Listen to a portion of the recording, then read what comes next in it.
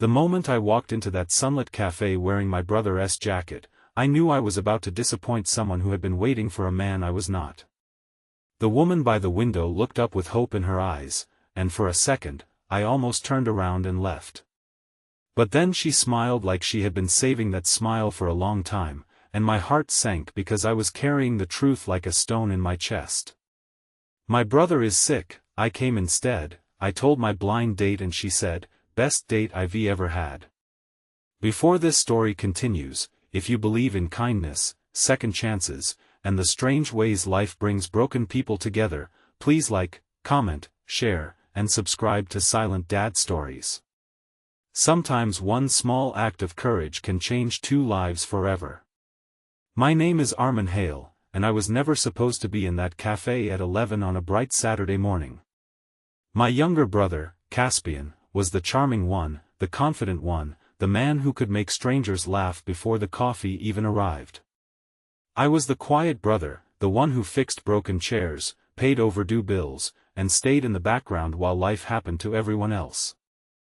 After our parents passed away within 2 years of each other, I became the responsible one without anyone asking whether I wanted the job. Caspian kept saying I needed to live a little, but I was too busy keeping both of us afloat to remember what living felt like. That morning, sunlight poured through our small apartment window and landed across Caspian's pale face as he lay on the couch with a fever, wrapped in an old blanket. He had been excited about the blind date for days, joking that maybe this was finally the woman who would save him from microwave dinners and bad decisions. Her name was Saira. They had been set up by a mutual friend, and all I knew was that she worked at a community library, loved old films, and hated people who were cruel to waiters. Caspian tried to stand up twice, but his knees shook both times. When he finally looked at me with desperate eyes and asked me to go in his place just to apologize properly, I refused at first. It felt dishonest. It felt embarrassing. But he said she had been stood up before, and he didn't want to become another man who made her feel forgettable. So I took his jacket, his reservation details, and his nervous apology, and I went. The cafe was called Morning Finch, a warm little place with yellow walls, hanging plants, and the smell of cinnamon drifting through the air. Saira sat near the window, wearing a soft green dress and holding a book with one finger between the pages. She had kind eyes, but not weak eyes. They were the kind that had learned disappointment but still made room for hope. When I approached, she stood politely, and I saw her glance at the jacket, then at my face, trying to match me with whatever picture she had imagined. I told her the truth before I sat down. My brother was sick. I was not Caspian. I had only come because he did not want her to feel abandoned. I expected her smile to vanish. I expected anger, awkwardness, maybe a cold thank you before she walked out. Instead, she looked at me for a long second, then laughed softly and said that at least I was honest, which already made me better than half the men she had met. I offered to leave after paying for her coffee, but she shook her head and said since I had already come all the way there, I might as well sit down. So I did, stiff as a man sitting at the wrong wedding. At first, everything felt strange.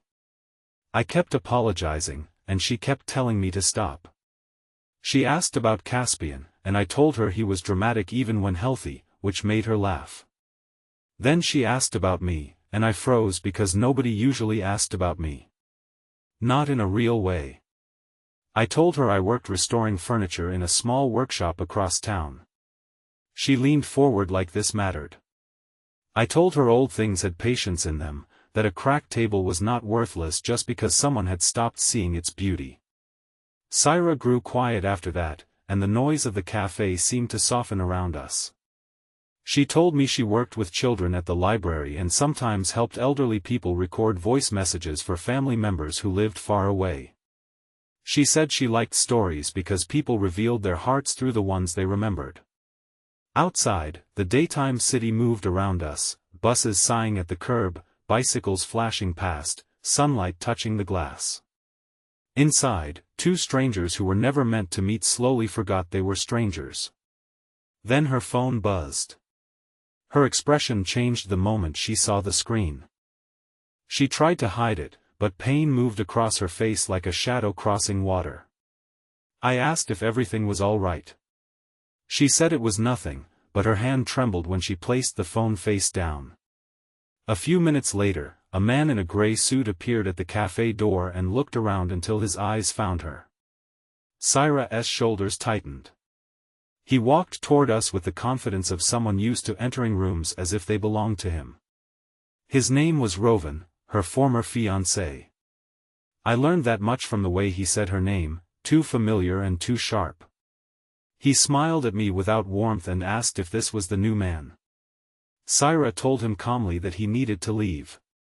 He laughed and said he only wanted to talk, but his voice carried ownership, not apology. I had spent years avoiding conflict, but something in me stood up before my body did. I told him the lady had asked him to leave. Rovan looked at me like I was furniture in his way. For a moment, the cafe went silent.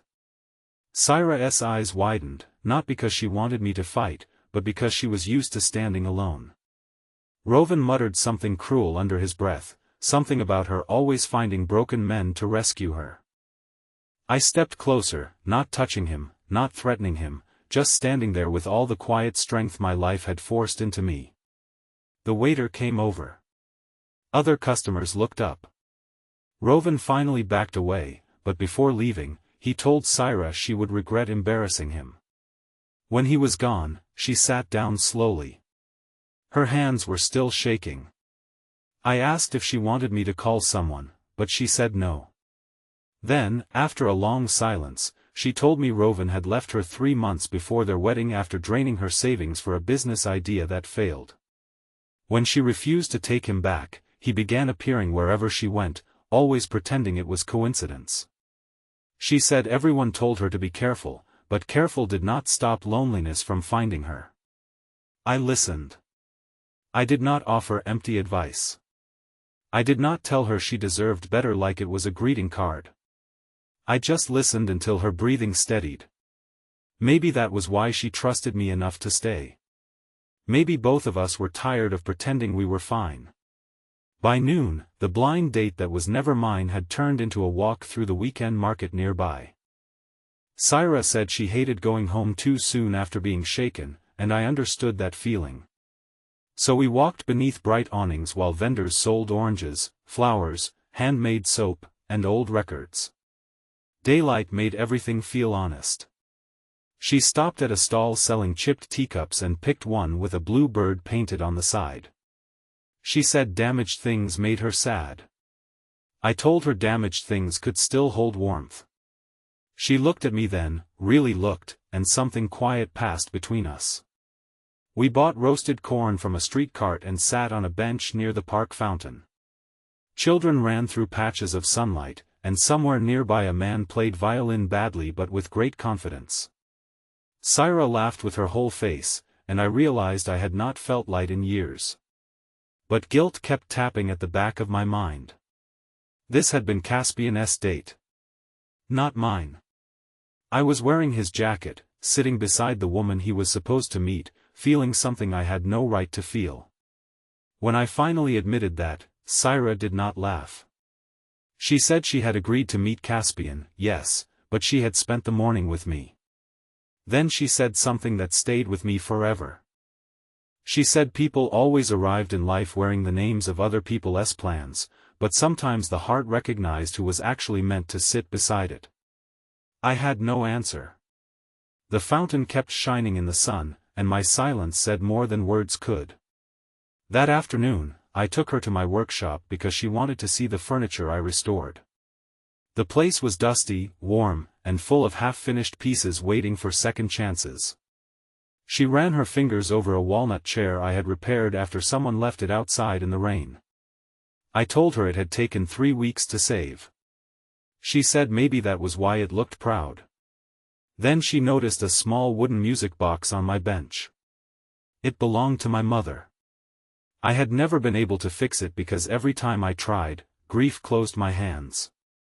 Saira asked about her, and for the first time in years, I spoke of my mother without swallowing the memories.